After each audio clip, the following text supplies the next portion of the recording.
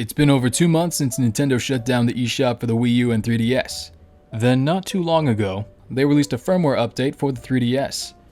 I'm not sure what was in the update or whether it was just for stability and security purposes, but one thing it does do is make it a little more difficult for people to mod their 3DS consoles using current methods. You can still mod your 3DS regardless of the firmware version it's on, it just might take a few more steps. This video was originally supposed to come out maybe a week after the eShop shut down, and it was supposed to be a how-to guide on modding a 3DS. Things got in the way, and I have a lot of other videos I need to work on, but I've been keeping kinda busy. Had I actually made that video, it would have already been outdated. So if you're looking to mod a 3DS, then just use the official written guide, which I'll leave a link to in the description. It will always be up to date, and it will take you through step by step on how to mod your system depending on what firmware version you happen to be on.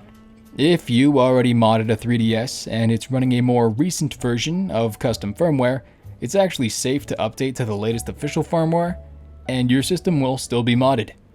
If you're using an older custom firmware, you'll need to update that before updating to the recent official firmware version, and there are many reasons why someone may or may not want to mod a 3DS in the first place, but in this video, I just want to talk about why I think you should.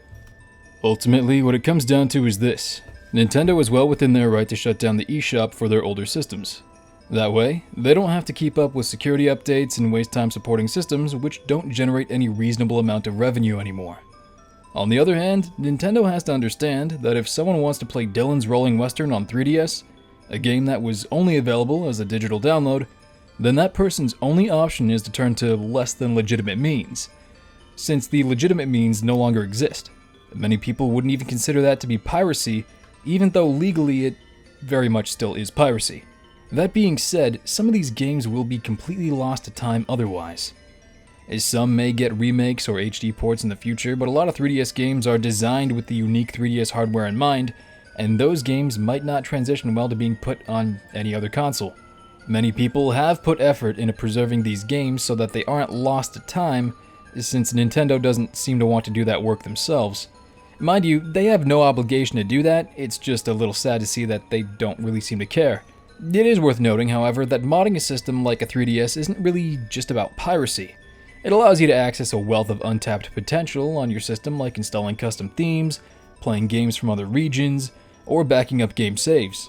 Well, it certainly does make piracy of games a lot easier, but that is something you have to actively choose to engage in. I can't legally condone piracy. Nobody can. All I can say is that you are responsible for your own actions, and Nintendo is responsible for the consequences of their own decisions. Think about it like this. There's a new Fantasy Life game coming to the Switch, and people might want to play the original on 3DS, so they pick up a physical copy, since you can't buy it digitally anymore. They end up talking to a friend and find out that the friend also has the game, and they want to play it together. The friend downloaded the DLC when the eShop was still open, and Fantasy Life doesn't actually let people who do and don't have the DLC play with each other. So without the eShop, there's no way to purchase the DLC anymore, and what option are players left with other than to turn to less than legitimate means? Modding a 3DS still gives you access to playing games online with other people, and you can connect locally to other systems as well. On top of that, you can install Homebrew that allows you to emulate other consoles, install custom themes and badges, use cheats, backup save files, and much more. If you follow the official written guide, it will have you install 5 different pieces of Homebrew software, including the Homebrew Launcher, FBI, Universal Updater, Checkpoint, and Anemone. Some of that stuff is required to mod your 3DS, other stuff just makes life on the 3DS a little more convenient. In addition to all that homebrew, I'd recommend looking into Twilight Menu++ for DS games, 3DS Bank if you want to have more than 300 different games installed, GYTB for custom badges, FTDP to wirelessly manage files on the microSD card, PKSM if you want to mess around with Pokemon, and the HShop for downloading pretty much everything. The HShop has ports of games, uncensored patches, and fan translations to download, as well as everything that used to be available on the eShop. From games to demos to DLC and updates from every region. It's technically piracy, but let's just say you use it to download the demos you missed out on, or to download game updates on your region-changed 3DS that can't access the eShop. The recent update, or any future updates Nintendo may release for the 3DS, should not majorly impact the ability to mod one and install custom firmware. Even if Nintendo does release another update, they don't make 3DS systems anymore. Any 3DS you buy these days will be a second-hand console, and it will only be updated if the seller has recently turned on and chose to update the system. Seriously, go check out the written guide that I linked. It's very helpful and easy to understand. All you need to mod a 3DS are the console itself, a microSD card, some kind of computer, or even an Android phone will do, and maybe an adapter to plug that microSD card into the computer or phone. Depending on which model 3DS you have and which version of the firmware it's on, current modding methods might also require you to use something like a flash cart, but this is subject to change in the future.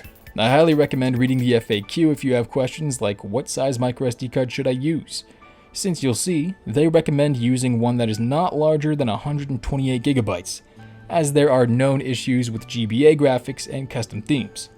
I wish I had read that first, since I went with a 256 gig card and I have experienced some of those issues. The main risks with modding a 3DS are bricking the system or getting banned. With current modding methods, bricking the system is pretty much something you have to actively go out of your way to achieve. As for getting banned, the last ban wave happened several years ago. The chance of another ban wave is very low, and I don't think Nintendo cares to dedicate the resources to that nowadays. Even after the recent update, people haven't been banned yet, but at the same time, Nintendo can be pretty petty, and they do love to send a message. Now, if you really want to be safe about it, you could pick up a second 3DS for the purposes of modding it. Used 3DS prices are kinda ridiculous these days, so consider purchasing a Japanese 3DS, since modding it will break the region lock and allow you to play games from any region. You will need an app on your phone like the Google Lens app to translate some system menus, and if you want to change the language of these menus, you will need to do a region change on the console, but it's still possible to do. The Japanese systems usually sell for less money, and you can save a bit of cash that way. It is worth noting I was not able to access something like Pokemon Bank on the Japanese 3DS though, so keep in mind that some things might be slightly more inconvenient, and it isn't a perfect replacement, more just a save a bit of money type of thing. Of the 6 different models of 3DS that were released, I'd say that 4 of them are worth considering, while 2 of them feel kinda redundant nowadays. The original 3DS and 3DS XL have more or less been replaced by their improved variants that have the new prefix, so only go for one of these if you can get them for pretty cheap. Some people like the ergonomics of the original 2DS, but it does seem like a love it or hate it type of deal. And of the 3 systems with the new prefix, each of them has something unique to offer to the table other than all the improvements the new 3DS line of systems already brought with them. The original model of the new 3DS has faceplates that are designed to be easily swapped, making customization of this model the simplest. It is also the smallest of the new 3DS line, which may be good or bad for some people. The new 3DS XL is larger, with the downside being that the pixel density is the same as the smaller 3DS, but the screen itself is still larger. Now what this means is that some images may look blurry on the XL models, but it's not really that noticeable. Then there's the new 2DS XL, which is very lightweight and has a cover for the cartridge slot to protect from dust or accidentally ejecting the cartridge during gameplay. The microSD card is also accessible from here, which is super convenient, since you'd need to unscrew the backplate to access the microSD card on a new 3DS or the XL model. The downside is that the hinge is kind of flimsy, there's no 3D capability, the battery is a smaller capacity, and the speakers were moved to the bottom of the device where it is easy to accidentally cover them with your hands. Something else to add is that the new models of the 3DS came with the built-in C-stick nub versus needing the separate Circle Pad Pro attachment. This nub isn't that great, and the rubber on the one that came with the Japanese 3DS I bought was all damaged, so if you're looking to repair or replace this nub with something better, then you have 2 options. You can rip out the old nub, or take apart the system and carefully remove it. Then you can replace it with either a PSP 1000 joystick cap or a Lenovo ThinkPad super low profile thumb cap, not to be confused with the low profile cap. I recommend the Lenovo cap over the PSP cap, but either one should just slot right in. I tried painting mine to color match the system, but the paint will pretty much just rub off. Now, of course, there is an argument to be made for just emulating a 3DS and playing those games on some other device. I just happen to think that the 3DS is a rather unique piece of hardware, and the games are best experienced on the official hardware. The orientation of the screens, the 3D effect, the microphone, the stylus and touchscreen combo. Some games don't make the best use of all this stuff, while others try to shoehorn all the gimmicks they can into them. The best 3DS or DS games are ones that try to be innovative with these mechanics. Though I guess it just comes down to preference. Some people will prefer to emulate on a PC or something, while others will prefer to play on an actual system. There are less headaches to deal with if you play 3DS games on an actual 3DS, modded or not, since you don't have to deal with the hassle of configuring the emulator or dealing with any issues in games where the textures flicker or audio stutters. On the flip side, emulators can also make use of things like HD texture packs to make games look way nicer, so it's got some upsides and downsides. That's all I really had to say on the subject. Modding a 3DS can be intimidating, but as long as you take your time and double check each step, you'll be fine. You're not gonna brick that thing unless you smash it with a brick. As for getting banned in the future, nobody really knows.